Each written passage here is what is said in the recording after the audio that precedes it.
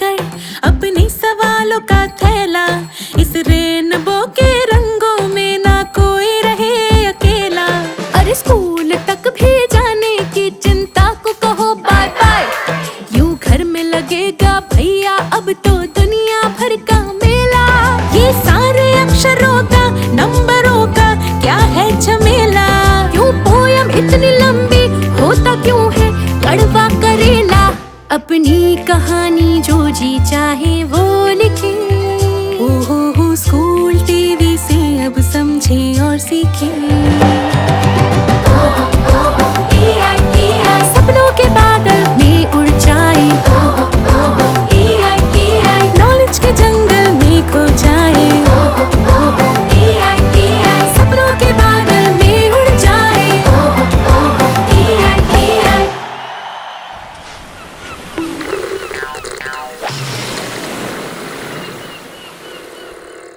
नमस्ते दोस्तों, मेरा नाम दीप्ति झांग्यानी है और मैं आज आपको सिखाने वाली हूँ कि आप घर में या अपने आजू बाजू में कैसे आसानी से आपके मनपसंद सब्ज़ी, तरकारी, फ्रूट्स, लीफी वेजिटेबल्स उगा सकते हो। हरियाली तो सबको बहुत पसंद होती है ना?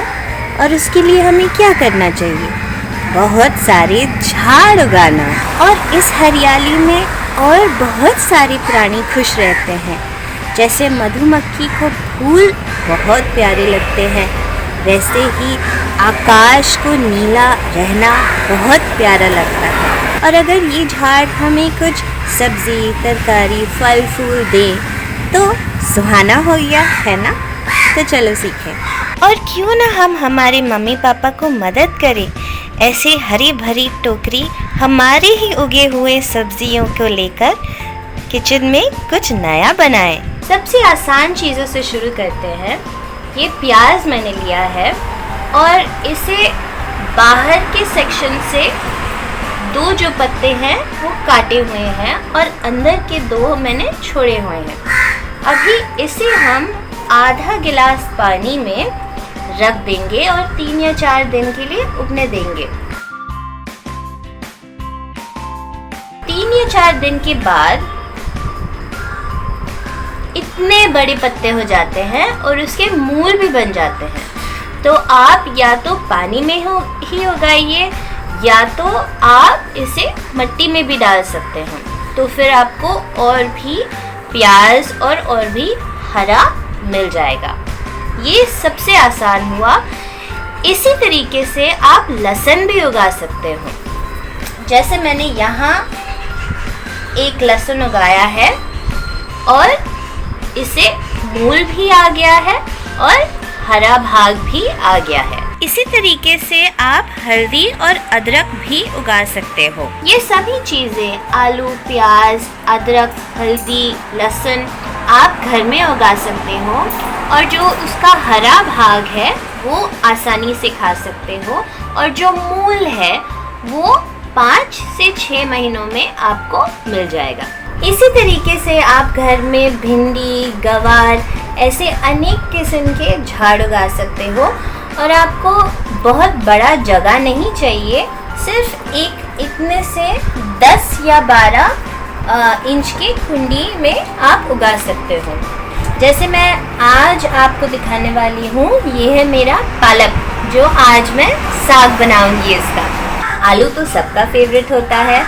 इसे भी आप जैसे हमने लहसुन और प्याज उगाया था वैसे ही आप पहले पानी में डाल दीजिए। उसका मूल और उसका जो हरा पत्ता निकलता है उसे निकलने दीजिए और उसके बाद आप उसे मिट्टी में डाल सकते हो।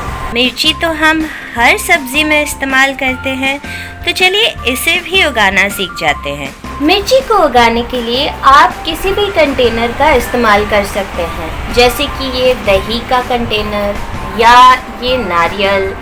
किसी भी कंटेनर में आप सिर्फ नीचे की तरफ देखिए कि एक होल बन जाए।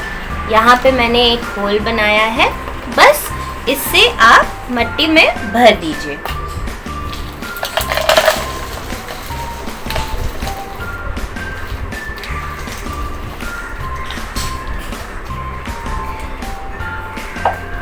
मट्टी भरने के बाद आप इसमें 1 या 2 बीज डाल दीजिए। देखिए मैंने ये एक मिर्ची सुखा लिया है, तो इसी सूखी मिर्ची से हम 1 या 2 बीज ले लेंगे। ये जो सूखी मिर्ची का बीज है मैं 1 या 2 इस पॉट में डालने वाली हूँ। आपको सिर्फ ध्यान देना है कि बहुत सारे बीज एक होल में नहीं डालना है, क्योंकि फिर उससे झाड़ अच्छी तरह से नहीं उगेंगे। तो मैंने उस होल में 1 बीज डाल दिया है, इस होल में भी 1 या 2 बीज बस, और इसे जेंटली कवर कर दीजिए। अब आपको इसे हर दिन आधा गिलास पानी देना है। सिर्फ 7 से 10 दिन में आपको ऐसे मिर्ची के झाड़ दिखने लगेंगे और 1 महीने के अंदर अंदर आपको फूल भी लग जाएंगे और इसी फूल में से आपको मिर्ची मिल जाएंगे। मुझे दूधी, ककड़ी, करेला, टिंडली का बहुत शौक है। और क्या आप जानते हो कि आप ये सब अपने विंडो के ग्रिल में बहुत आसानी से उगा सकते हो। और इसका जो है बीज आप किसी भी मार्केट के करेले या दूधी के बीज में से निकाल के उसे ही उगा सकते हो। ये मैंने नारियल को मेरे घर में बने हुए कंपोस्ट से भर दिया है और आपको इसमें एक छोटा सा होल करके एक करेले के बीज को इसमें डाल सकते हो। इसी तरीके से आप ककड़ी, दूधी, पम्पकिन जैसे अनेक किस्म के गोड्स और कुकुरबिट जो बोलते हैं उनको उगा सकते हो। मैंने यहाँ पे पम्पकिन भी लेके आई हूँ। पम्पकिन के भी जो बीज होते हैं, आप सब्ज़ी मंडी में जाके ऐसे पम्पकिन खरीद के ये बीज आप इसमें बिजो के उगा सकते हैं। उसके बाद आपको हर दिन आधा गिलास पानी देना है और 15 से 20 दिन के अंदर अंदर आपका करेला का झाड़ उगने लगेगा और 1 महीने के अंदर आपको आपका पहला करेला मिल जाएगा। सिर्फ 1 या 2 बातें आप ध्यान में रख दीजिए। झाड़ को बहुत ज़्यादा पानी नहीं देना है, आधा या मैक्सिमम 1 गिलास काफ़ी रहता है अगर आप ऐसे 10 या 12 इंच की कुंडी में उगा रहे हो। दूसरी बात, हर 10 दिन में आपके झाड़ को कुछ खाना दीजिए। जैसे हम खाना खाते हैं वैसे ही झाड़ को भी पोषण के लिए खाना चाहिए होता है। झाड़ का खाना मैन्योर, खत या कंपोस्ट होता है, तो उसे 1 मुट्ठी भर ऐसे 1 मुट्ठी भर कंपोस्ट झाड़ में आप डाल सकते हो।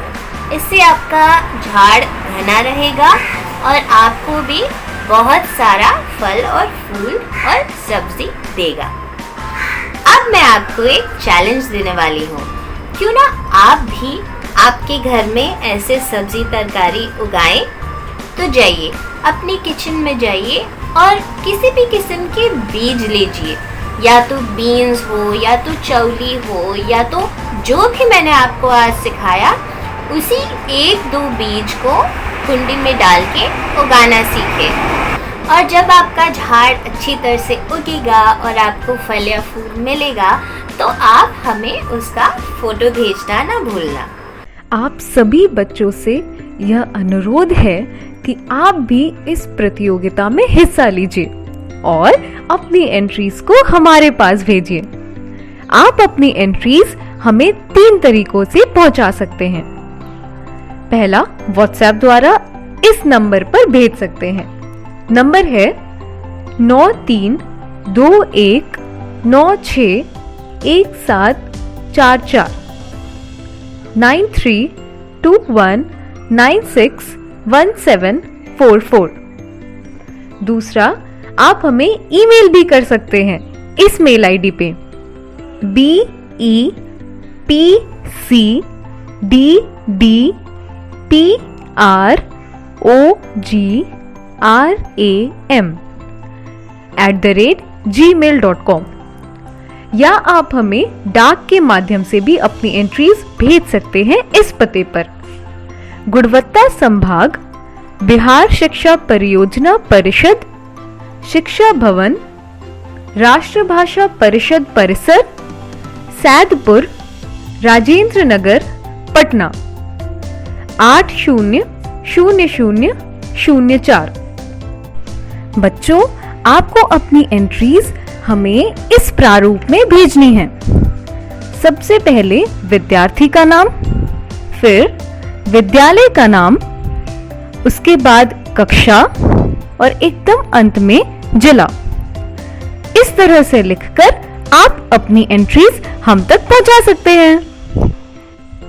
और याद रखें, आप हमें अपनी एंट्रीज आने वाले शुक्रवार शाम 6 बजे तक ही भेज सकते हैं। धन्यवाद।